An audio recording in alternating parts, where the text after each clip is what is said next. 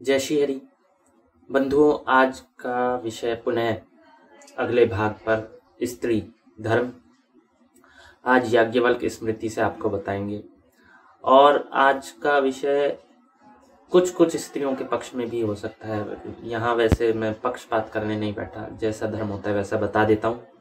आइए आपको याज्ञवल्क्य स्मृति से बताते हैं, प्रारंभ करते हैं। पिता, पितामह अर्थात दादा, भाई, उस कुल का कोई व्यक्ति और माता, ये क्रमशः पूर्व के अभाव में तदुत्तरवर्ती प्रकृतिस्थ होने पर कन्यादान करने वाले हैं। अगर पिता नहीं है तो दादा करें, दादा नहीं है तो भाई करे, भाई नहीं है तो उस कुल का कोई व्यक्ति करे, और तो भी नहीं है, वो भी नहीं है तो माता करे। ये कन्यादान के अधिकारी होते हैं। कन्या को न देने वाला अधिकारी कन्या के प्रत्येक ऋतुकाल में भ्रूण हत्या के पाप को पूर्ण रूप से प्राप्त करता है। यदि कन्या पीरियड्स आने तक नहीं दी जाती है तो हर एक पीरियड पर भ्रूण हत्या का पाप लगता है। ये थी पहले की व्यवस्था, लेकिन अब तो वो पाप किसे लग रहा होगा? राजा को, क्योंकि कानून किसने बनाया? राजा ने। तो आपको टेंशन या मस्तिष्क में कुछ विचार करने की आवश्यकता नहीं है, उसका उपाय हो जाता है दान आदि करके। तो कन्यादान के दाताओं के अभाव में कन्या स्वयं वर का वर्ण कर ले। यदि उसका कोई दाता ही ना रहे, कोई रहे ही नहीं देने वाला, तो स्वयं वर्ण कर ले। अच्छा, एक बात और कही गई है कि ऋतुमती कन्या भले ही मरण तक पिता के घर में रहे परंतु गुणहीन को नहीं देनी चाहिए। ये मनुस्मृति का वचन यहाँ याज्ञवल्क्य स्मृति में दिया गया है।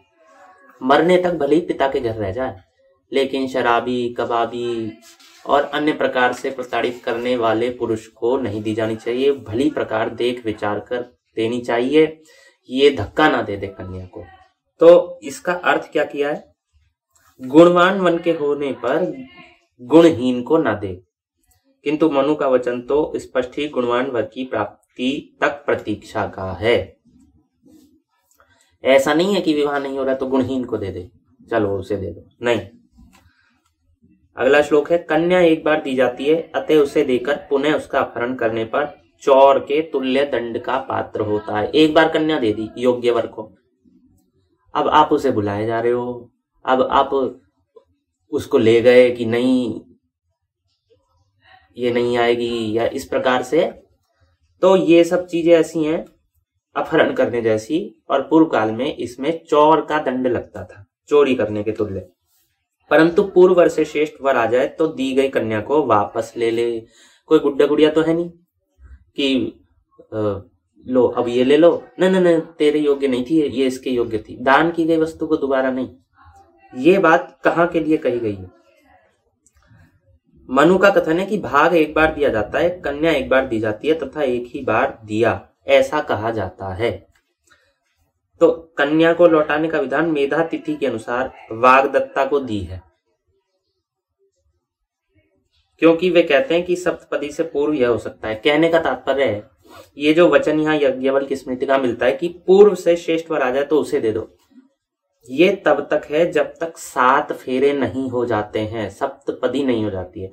सप्तपदी से पूर्व यदि आपको लगता है कि इससे श्रेष्ठ कोई वर था तो आप अवश्य ही उस श्रेष्ठ वर को चुन लो, कैसे भी आपस में सलाह करके। और नारद जी के अनुसार यदि वर अपने दोष को छिपाकर विवाह करता है तो कन्या लौटा ली जाए और वर को दंड दिया जाए, ऐसा प्रावधान कहा गया है।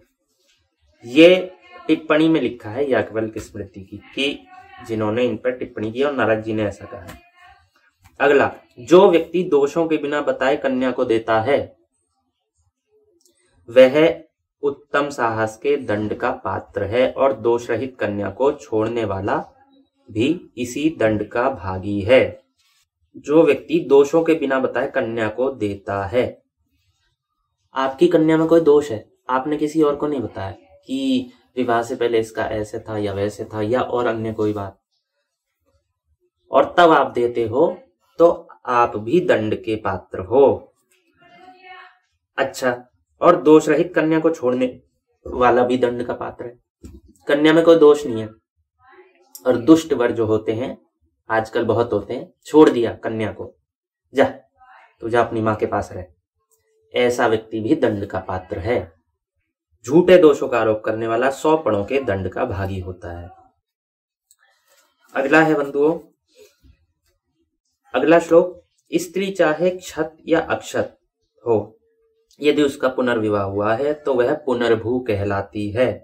और जो अपने पति का त्याग कर इच्छानुसार अपने वर्ण के पति का आश्रय ले, वह स्वैरिणी कहलाती है। अपने वर्ण के किसी दूसरे पति का। कैसे? स्त्री चाहे क्षत हो या अक्षत, क्षत अर्थात किसी पुरुष से संपर्क कर लिया हो या ना किया हो, यदि उसका दोबारा विवाह हुआ है तो वो पुनर्भू कहलाती है। दोबारा विवाह हो गया लेकिन संपर्क नहीं करा तो भी पुनर्भू कहलाएगी। ऐसी स्त्री शुद्ध नहीं कहलाती एक प्रकार से। और जो अपने पति का त्याग कर इच्छानुसार अपने वर्ण के पति का आश्रय ले, वह स्वैरिणी कहलाती है। अपने पति का त्याग कर दिया लेकिन किसी और वर्ण के, अपने ही वर्ण के पति से किसी और से, अपने प्रेमी से विवाह कर लिया, वो ये कहलाती है स्वैरिणी। बिना पुत्र वाली स्त्री के पास ऋतुकाल में गुरु की आज्ञा से देवर, सपिंड या सगोत्र अपने शरीर में घृत का लेप कर जाए, ऐसा गमन वह गर्भ की उत्पत्ति तक करे, अन्यथा वह पतित होता है। इस प्रकार से उत्पन्न पुत्र उसका क्षेत्रज पुत्र होता है। व्यभिचारिणी को सभी अधिकारों से वंचित कर, मलिन बनाकर, जीवन यापन भर भोजन देकर, तिरस्कृत कर, भूमि शयन कराकर रखे। व्यभिचारिणी जो स्त्री होती है, किसी और पुरुष से संपर्क कर लेती है, उसके साथ ऐसा करने का विधान किया गया है। सोम ने स्त्रियों को शौच दी, गंधर्व ने मधुरवाणी दी और अग्नि ने सब प्रकार से मेध्यत्व दी, अतः स्त्रियां पवित्र हैं। स्त्री के व्यभिचार करने पर ऋतुकाल में वह शुद्ध होती है, गर्भ धारण करने पर त्याग विहित है तथा गर्भ एवं पति के वध आदि में तथा महापातक में त्यागना विहित है। यदि उसने मदिरापान कर लिया तो त्यागना सही है, और यदि उसने व्यभिचार कर लिया तो ऋतुकाल में शुद्ध होती है, लेकिन यदि गर्भ धारण कर लिया है तो उसका त्याग कर दो, ऐसा कहा गया है। मदिरा पीने वाली, बहुत समय से रोगी रहने वाली, धूर्त, वंध्या, धन नाश करने वाली, कटु भाषण करने वाली, कन्याओं को उत्पन्न करने वाली तथा पुरुष से द्वेष करने वाली पत्नी के रहते हुए भी दूसरा विवाह किया जा सकता है। ये आज की व्यवस्था नहीं बता रहा हूं, ये तो मैं धर्मानुसार बता रहा हूं। आज तो ऐसी पत्नी के रहते हुए भी दूसरा विवाह विहित है। जिस पत्नी के रहते हुए दूसरा विवाह कर लिया गया है उस पत्नी का भरण करना चाहिए, अन्यथा महान पाप होता है।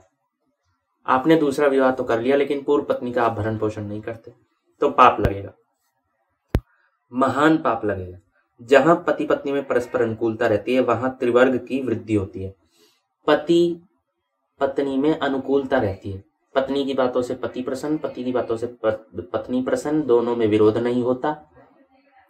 इसमें पति पत्नी बहुत प्रधान कारण है, और पति अपना चरित्र सुधार ले बस। पत्नी शास्त्रों के नियमों का पालन करे, पति को सब कुछ देवता आदि माने, बस ये दो चीज।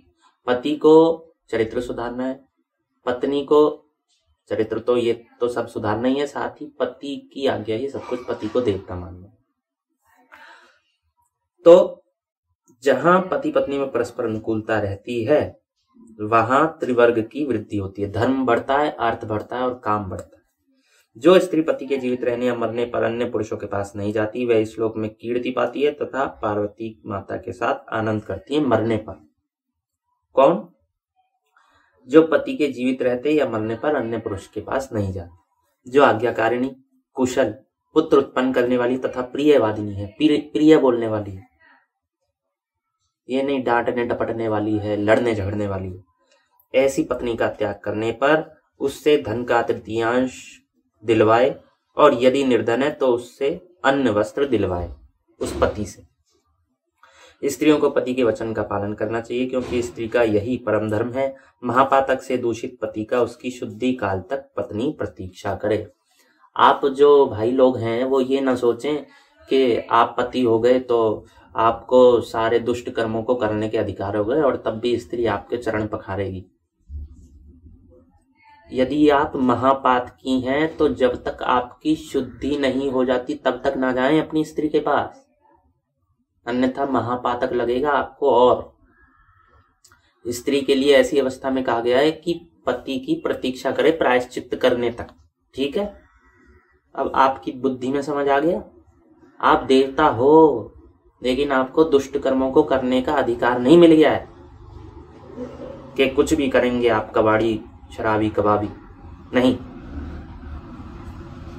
क्योंकि लोक में पुत्र पौत्र और प्रपौत्रों द्वारा अनंतता तथा स्वर्ग की प्राप्ति होती है, अतः उनका सेवन करना चाहिए तथा उन्हें सुरक्षित रखना चाहिए। तो इस प्रकार स्त्री को, पुत्र को, पौत्रों को और प्रपौत्रों को उनका संरक्षण करना चाहिए, उनको शिक्षा देनी चाहिए, क्योंकि उनसे स्वर्ग आदि लोकों की प्राप्ति होती है। कैसे होती है?